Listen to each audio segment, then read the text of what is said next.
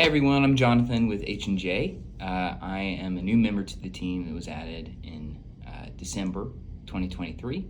I am handling some of the marketing here, and John has been lifting some heavy weights here for the devotional series that we have going on, so I thought I would pitch in and help a little bit. We've been reading in Galatians 5 about the fruit of the Spirit, and just diving into each of those fruit and trying to understand what does it look like to live a godly life.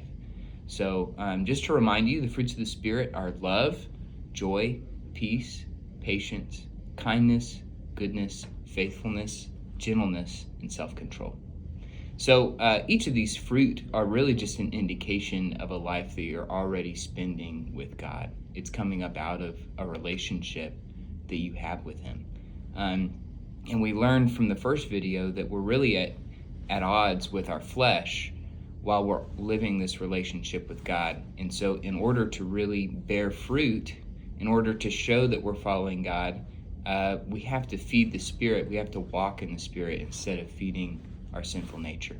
So John last week talked about love. It was a great video. If you haven't seen it, be sure to check it out. But this week we're going to be talking about joy, the second fruit of the Spirit. And today we're going to go to Nehemiah 8. I'm just going to give a very brief context to what is going on here in Nehemiah. This is a book of in the Old Testament when the Israelites, they were exiled from their land because they were living in sin. And so God put them in exile.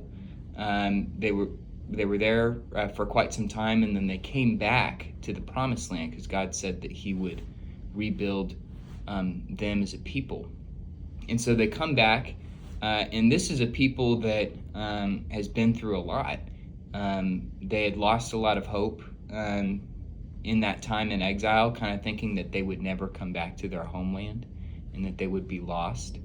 They'd been in slavery and all of these things. So they come back, and Nehemiah, the governor, and Ezra, the priest and scribe, they are at the temple of God, and they're kind of tasked with building a wall around the temple. They're trying to build back the place where God meets with His people. Anyway, a lot of context, but essentially these people have been living away from God's presence, and they haven't had His word in their minds. They haven't had His law in their minds. They've almost kind of forgotten about it. This is generations removed. And so as they're sitting there in the rubble of what used to be God's temple, they're reading the law. And so in Nehemiah 8:9, it says, "Then Nehemiah the governor, Ezra the priest and scribe, and the Levites who were interpreting for the people said to them, 'Don't mourn or weep on such a day as this, for today is a sacred day before the Lord your God.' For the people had all been weeping as they listened to the words of the law. And Nehemiah continued, 'Go and celebrate with a feast of rich foods and sweet drinks, and share gifts of food with people who have nothing prepared. This is a sacred day before our God. Don't be dejected and sad, for the joy of the Lord is your strength.'" The joy of the Lord. What does that mean? Well, what Nehemiah is saying is that this is a holy day because God is showing you that He wants to re-enter that relationship with you. And don't be sad. Don't be dejected and upset with yourself and your sinful nature. Instead, take this day for what it is. It's a joyful day. It's a reunion.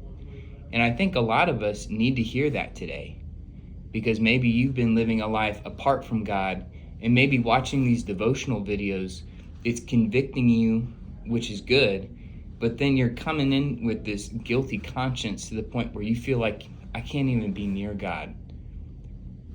Accept the fruit of joy in your life. God wants to reinitiate a relationship with you. This is a joyful day. This is good. I've also heard it said before that joy, we tend to think of joy as an emotion, like overflowing happiness. But truly what joy is trust in the Lord, and it's contentment in God. And so it's not necessarily as much of an emotion as it is a lifestyle. When the fruit of joy is welling up in our lives, what it looks like is being content in what God has done. And let me tell you, friends, God has done a lot. He not only sent his son to die for you, to give you new life and to give you a spirit, but he also woke you up this morning and he gave you your daily bread, and he provides for us in countless, numerous ways.